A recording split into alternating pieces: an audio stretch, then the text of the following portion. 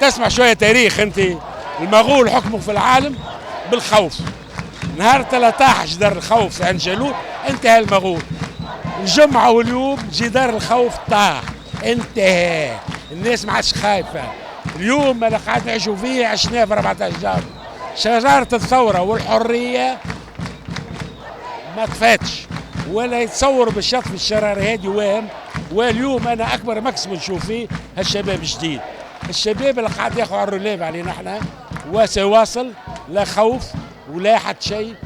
شوف اليوم يلزمنا نفهموا ألا أكبر مكسب لنا كان الحرية. واليوم الأخطاء اللي عملناها كبيرة. شوف لازم نرجعوا نحترموا الديمقراطية ونحترموا الوطن. عندك حق باش تكون اخوانجي، عندك حق باش تكون ماركسي، عندك حق باش تكون يهودي، عندك حق باش تكون، اما تحترم الحرية، تحترم حق التوانسة.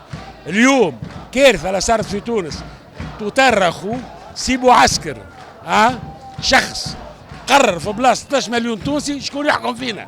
لا خليوا الشعب التونسي يقرر يختار اللي يحب، يختار يميني، يختار يساري، يختار دستوري، يختار مرتمي في احد الاجنبي. كان توانسي يحبوا واحد، خليوا توانسي يختاروا. الشعب هذا الشعب عاقل، شعب متربي، شعب قاري ويعرف يختار. احسن دليل على الشعب هذا موش جبان وقاعد يختار. ثم اغلبيه ضد القرارات، ماهيش اغلبيه فرصهم مسيسه. اغلبيه قاعده تشوف ان الثوره نتاعهم ثوره الحريه وثوره الكرامه قاعده تسرق لهم. وانا شخصيا مش مستعد.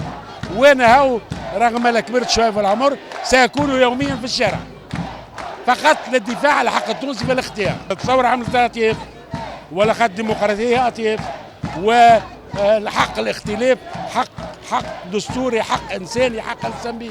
اليوم الاطياف السياسيه كلها موجوده وهذه هي تونس. هذه هي تونس تاع التعدد نتاع الاختلاف. يلزم تكون هذه تونس.